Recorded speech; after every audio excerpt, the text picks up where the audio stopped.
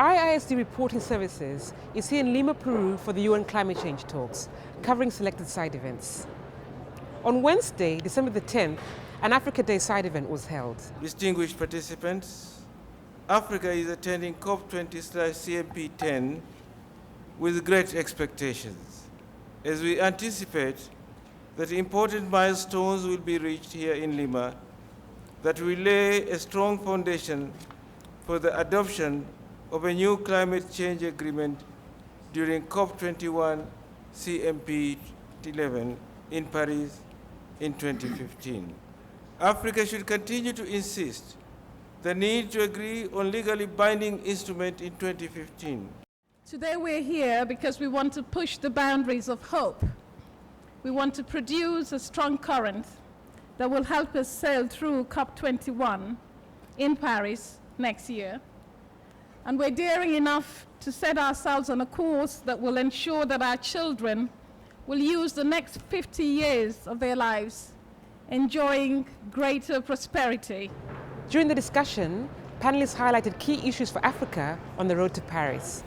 Africa is vulnerable in terms of its food security, in terms of its water resources, in terms of its livelihood, the livelihood of communities in Africa, including women and youth, which are facing the devastating impacts of climate change every year. With all this in mind, the African group engaged in the negotiation of the 2015 agreement. We see the 2015 agreement is an opportunity for all of us. We need to ensure that the Lima outcome contains what we expect as Africa. If we have an outcome without adaptation as the core component of the agreement, then there is no agreement for Africa. Ultimately, meeting Africa's green development challenges will require money.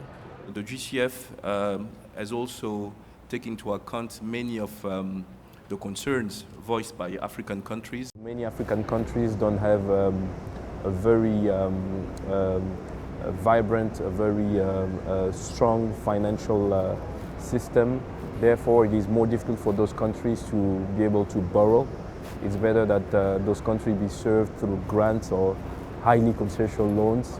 So the GCF is really trying to look at all those concerns and finding the correct answer. It's really an attempt to change the narrative where countries are in the driver's seat.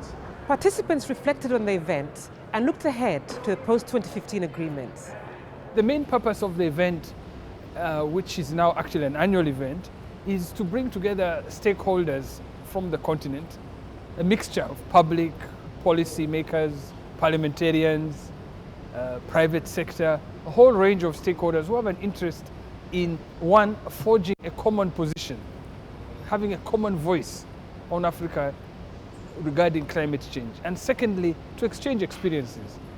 In countries like Mozambique, women, children, youth, and particularly old people too, are the first victims of the negative impacts of the climate change. In Africa, we cannot afford to have an agreement that will not address our development challenge issues, that will not address our need for mitigation, for a green growth, a green path, a development, but also to address our adaptation.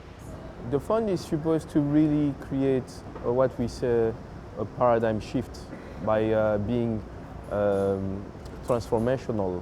Taken as a tradition to have Africa Day side events in all the COPs, and this has always provided a unique platform in which the African populace that are attending the COP can interact with the political leaders. And not only that, it has given us a space in which the Africans can be part of the negotiations. The main message is that Africa needs to have equal emphasis, if possible, on both adaptation and mitigation. It needs to have better assurances of access to finance.